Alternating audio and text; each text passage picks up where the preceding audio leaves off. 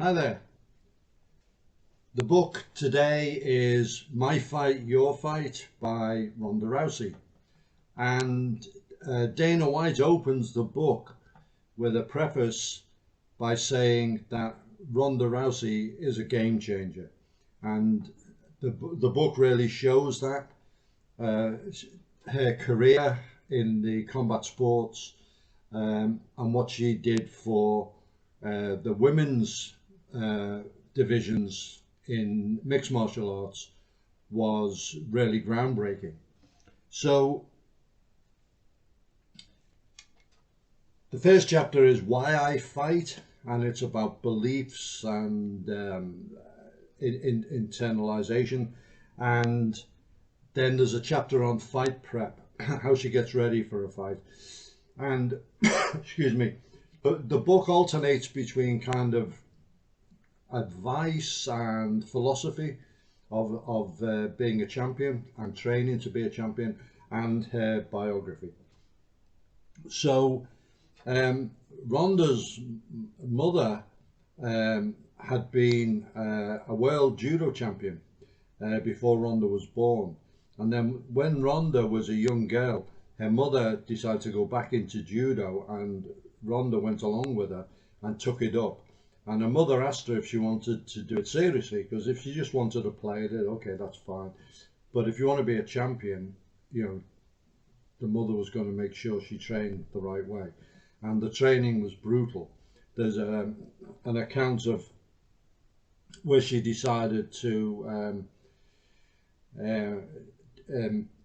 play hooky from school and jumped over a fence and broke her foot, and then she had to compete, and she was in a competition the next day, and she was hoping that she didn't have to do it, but she went through with it with a broken foot.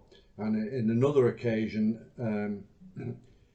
while her mother was at the dojo, she'd sprained her ankle, and Ronda went to her mother and said, I've twisted my ankle, and the mother made her run laps, and she was sulking about this until her mother explained the reason I did that is to show you can do it, and giving up it isn't the route to being a champion. There's a lot about the grueling training in judo, and partly because of mixed martial arts and the exposure of judo, judo champions who've come into it, I've gained a real appreciation for judo. I really admire the way they train. A book I reviewed a while ago, The Pajama Game, has a lot about that, and it's really admirable stuff. It's really is a tough martial art, and the book is filled with the pain, the sweat, the grueling workouts to become anywhere competent in judo. So she makes it to the Olympic team. There's all her Olympic trials and competitions, a couple of Olympics, and eventually wins a bronze medal. That was the highlight of her judo career. She had a couple of close calls and could have gone either way, and she could have probably ended up with a gold. One of the things is that going back to the pain and the resilience, in one match, her opponent put an armbar on her, and she refused to tap, and her arm dislocated, and she wriggled free and reset her arm, and the girl did it again 3 times. She reset her dislocated arm until she finally managed to get the upper hand and beat the girl. So some amazing things of grit and determination. She went through, after her judo career, she was working as a waitress and lived on the brink of living in a car, and she started training at the Glendale Fight Club and started doing striking, and that was her route into the mixed martial arts. Now she started training with Edmund, and really he doesn't come across very well in the book. Her first introduction, he wouldn't talk to her, wouldn't show her anything technique wise, wouldn't hold pads for her, and for quite a long time he cold shouldered her. And I remember seeing Ronda's mother interviewed, and she detests him, and she thinks that he wasn't a good coach for Ronda. So she starts competing, makes it into Strikeforce, has a fight with Misha Tate, manages to beat Misha Tate, and that really becomes her career enemy. She has quite a bit of things to say about Misha Tate. She doesn't like her at all. That leads to being signed by Dana White and the UFC. Now, Dana White had said that there would never be women's divisions in the UFC, but it was Ronda Rousey. He saw her fight, and that changed his mind. And so she really was responsible for the women's divisions in the UFC and all the things that have happened since. And in some ways, the women's divisions are the most exciting in the UFC. And some of the fights that have been, Joanna and Weili Zheng, for example, Rose's fights, some terrific action, and that's just a couple off the top of my head. Anyway, another thing that came along was the Ultimate Fighter, and Ronda was asked to coach. There's a bit of drama there, and her opposite coach was supposed to be Kat Zingano, another really good fighter. But Kat gets injured, and when she turns up, it's Misha Tate, and there's a lot of shenanigans.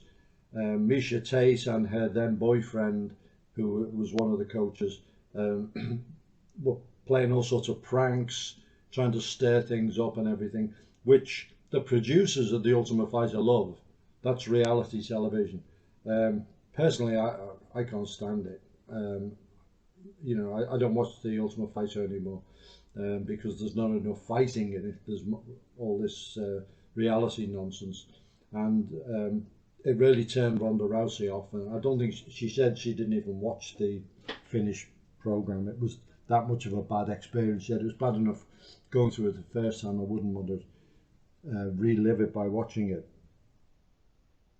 Ronda Rousey had tremendous crossover appeal into the mainstream. She was on TV, on the talk shows, in magazines, etc. And she really became an international figure, not just a sports figure, but you know, as a woman's figure in her own right. And the book really ends with her on a high. Well, of course, since then, she had the devastating loss against Kelly Holm, and again, I've got to put a lot of that down to Edmund. His preparation, he made Ronda in some. He didn't give her all the tools. She never really had a takedown as such. Didn't really have kicks to any great extent, and her boxing was really shown up by somebody who was a really good boxer, which was Kelly Holm, and a good kicker. Unless Ronda's fight-winning strategy was to use her hands to close, get hold of the girl, throw her with a judo throw into an armbar. End of.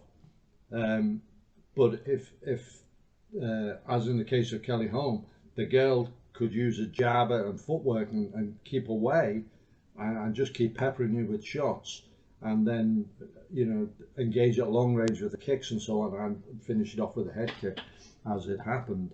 And Edmund's advice between rounds was just stupid, really. And I've got to say that despite all the material in the book about the inner self and so on, she did not handle loss well, and she came across as rather sulky. Contrast that with Conor McGregor when his first loss against Diaz, and he put a suit on, came to the press conference and explained why he lost, put a very objective view on it, and came across well in that. Of course, he's disgraced himself in other ways since, but okay, that's life in the big city. Um, so since then, she went into professional wrestling and so on, and she's now married with a family, and you know, seems hopefully she's happy in what she's doing. Certainly deserves what she's got. She's wealthy enough to enjoy a lifestyle, and you know, she certainly gave me a lot of pleasure watching her fight over the years, and I enjoyed the book when it came out. It's just that the subsequent things did leave a little bit of a sour taste.